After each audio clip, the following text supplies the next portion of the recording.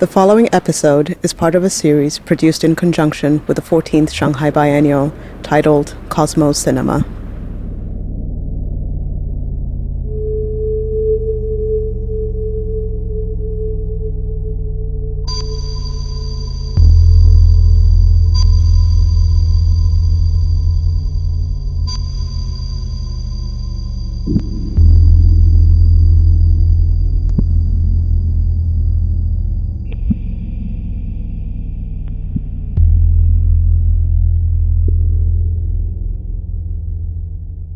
My name is Hallie Ayres. I was on the curatorial team for Cosmos Cinema, the 14th Shanghai Biennale. Today I'm here with Nolan Oswald Dennis, whose work features in the exhibition. Nolan is an artist who explores, quote, a black consciousness of space, unquote, which encompasses the material and metaphysical conditions of decolonization, questioning space-time histories through system-specific interventions, sculptures, and drawings. So in the Biennale in Shanghai, Nolan is showing a work called Black Liberation Zodiac, Khunuseti from 2023. This work focuses on a group of stars known in isiZulu as isiLimela, or in English, the Pleiades, whose appearance over the southern hemisphere horizon in June signals the beginning of the season of planting, rites of adulthood, and other cyclical transitions.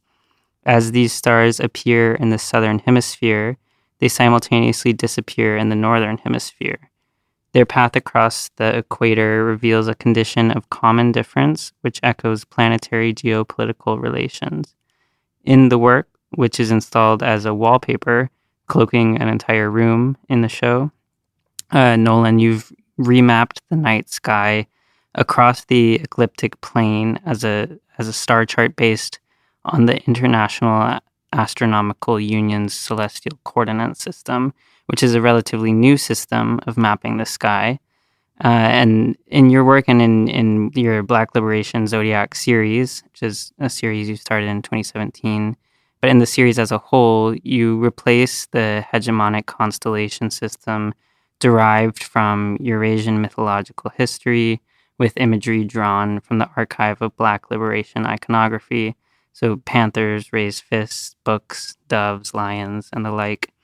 Could you speak a bit about your Black Liberation Zodiac series as a whole and how you use certain symbologies to displace or dethrone established cartographic conventions?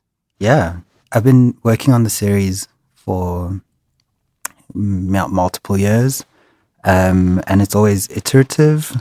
The series is kind of a way of understanding, to some extent, like the hidden, I would say, power dynamics that are encoded in the way scientific systems order knowledge, in this instance, like the sky. And maybe I'll start with where the series began. And it started out from listening to some scientists talk, some astrophysicists talk about some highly kind of abstract celestial phenomena, pulsars and quasars, which are like radio stars. But to locate these stars, they would refer to constellations.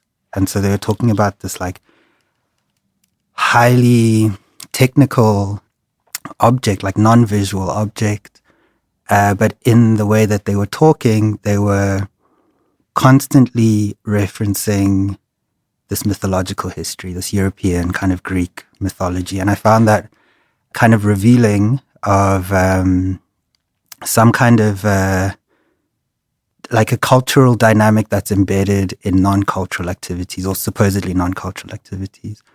And that was kind of like this starting point to think about maybe what the implications of that are. So people who are not consciously performing cultural work, but who in the process of doing what they do, like reproduce cultural frameworks. And then also what kind of possibilities there are because of the nature of that structure. Because it's kind of like a like in excess of the activity. So scientists are doing science, but they have this kind of surplus project, which is a cultural project.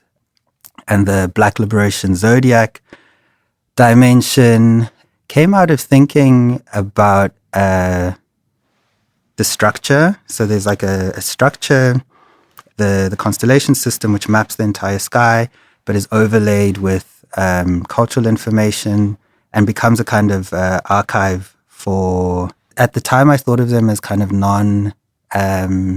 non-functional mythologies.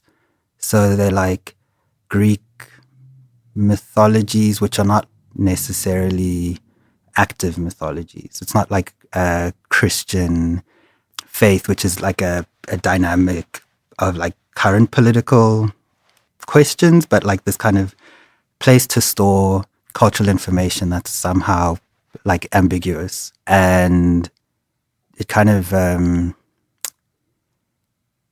felt to me like there's a kind of possibility to think about this functioning differently, that I could use this for a different kind of cultural project, a different kind of cultural and ambiguous cultural archive, which for me was this Black Liberation iconography, which shares some qualities with the way that I came to understand the structure of the sky. It's a kind of shared archive, but it's not shared in any explicit way. There's a kind of there's some kind of gaps in the structure of the archive. It's kind of intuitive and functional, but it's not like defined precisely.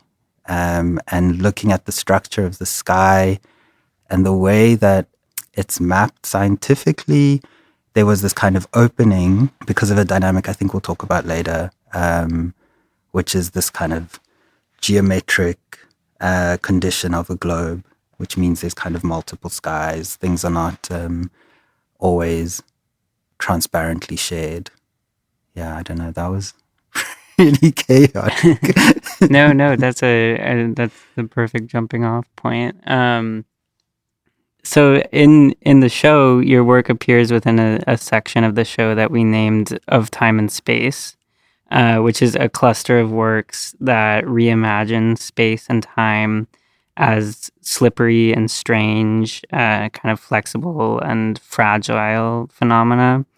And a number of works in this section take as their starting point the idea that there are as many night skies as there are positions from which the stars can be observed. So as such, a lot of these works in this section posit a cosmos that is as infinitely various as these points from which it can be perceived. And your work, of course, offers this alternative way of seeing by taking as its inception the simultaneous coexistence of a northern hemisphere night sky and a southern hemisphere night sky.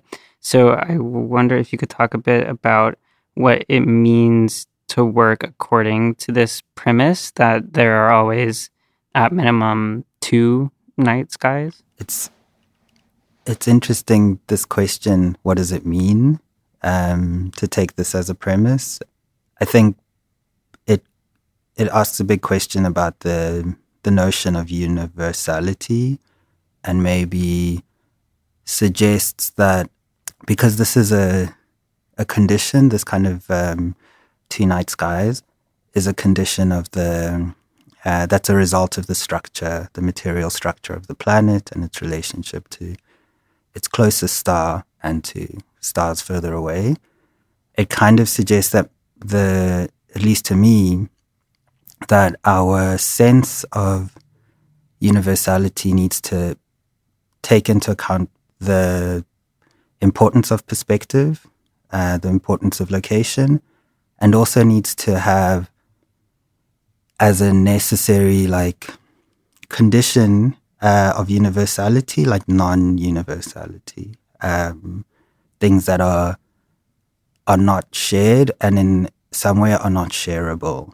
So there's a sense in the structure of the night sky that we can understand that there are stars that are not available to us here in New York, but are available in, for example, Johannesburg, where I live.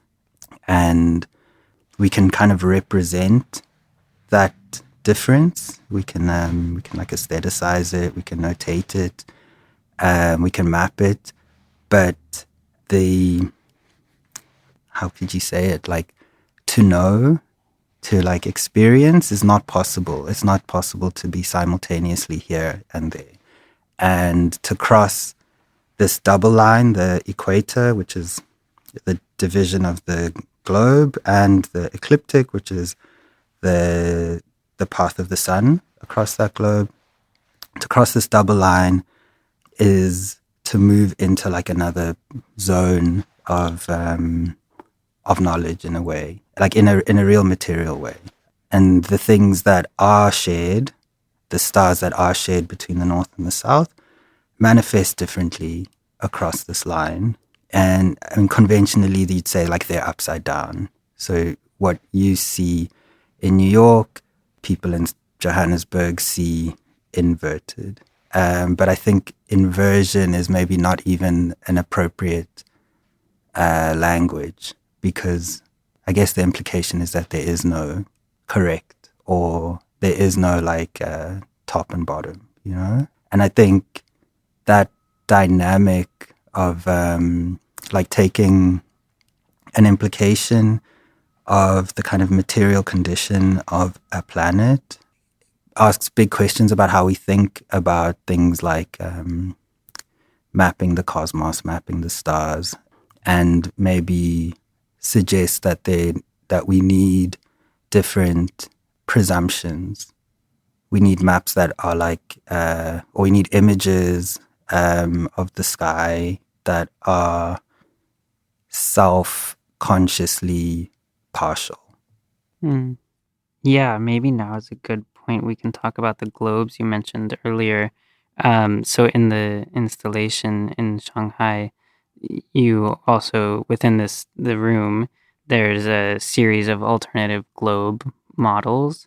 So, for example, there's a globe covered in a veil of netting beaded with cowrie shells. There's globes rendered in all white or all black synthetic stone finishes.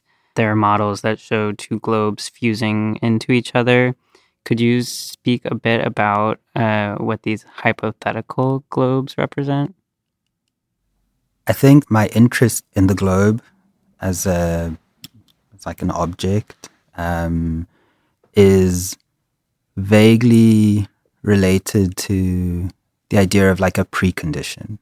And there's a set of images, objects, which act in a way as like the precondition for imagining or for locating. And the globe, I think, is like maybe overdetermined. It's like an overdetermined image, but it's connected to histories of like European expansion, colonialism, that kind of like producing an image of the world which is both scientific and kind of political, you know?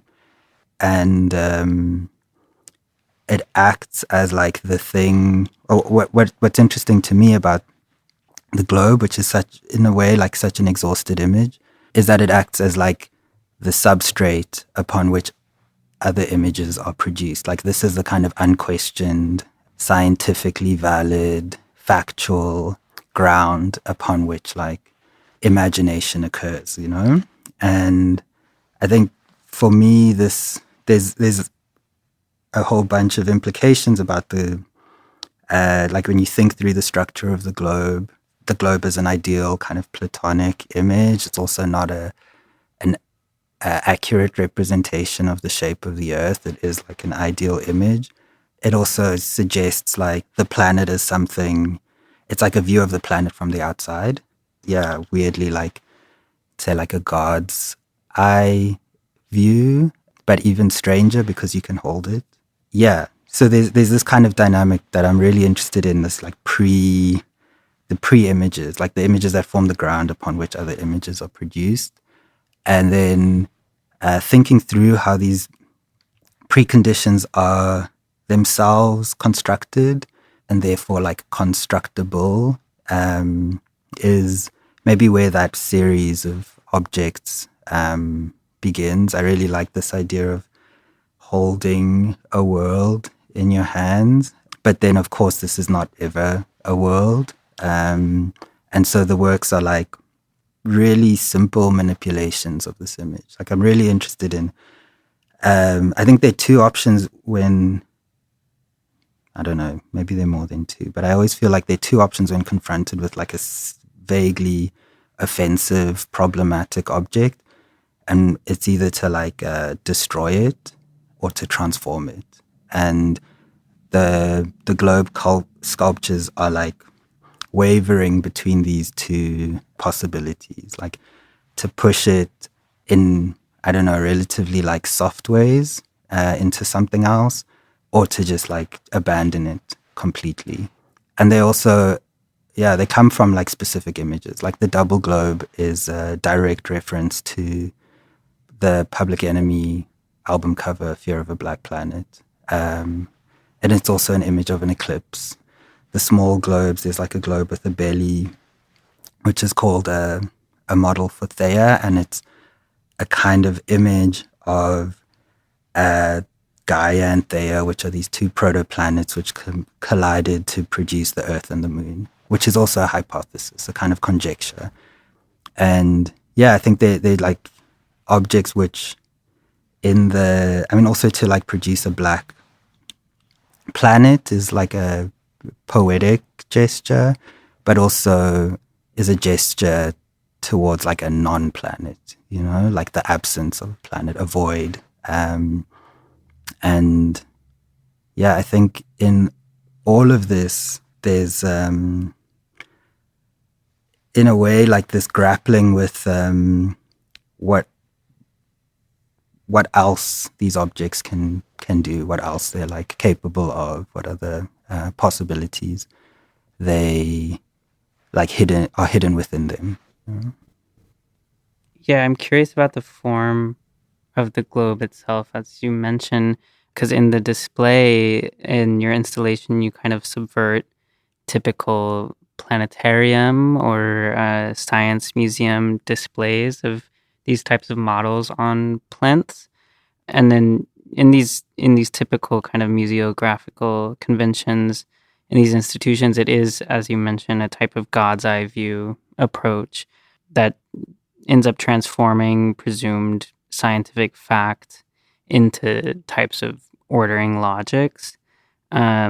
So when these globes are displayed among the Black Liberation Zodiac wallpaper, they kind of maintain this type of quasi-scientific objecthood, but they also become harbingers of an entirely alternate contextual ordering system, one that seems to suggest that our understanding of the connection between science and fact is maybe tenuous at best. Could you talk a bit about the mechanics of the entire installation, how the zodiac and the globes produce a sort of symbiosis, but also how you play with these sorts of museum conventions and conventions of didactics at large?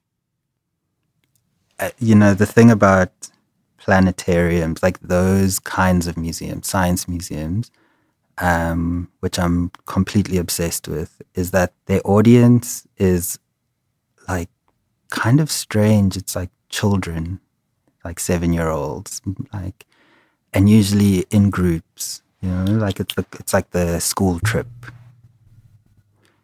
It's like the school trip location. And there's something about like spending a lot of time in planetariums and science museums that feels like the function, in spite of what they seem to propose, like these are sites of learning, didactic institutions, but what they don't actually teach. That's not actually how you learn. They create like an affect of learning rather than like a real condition.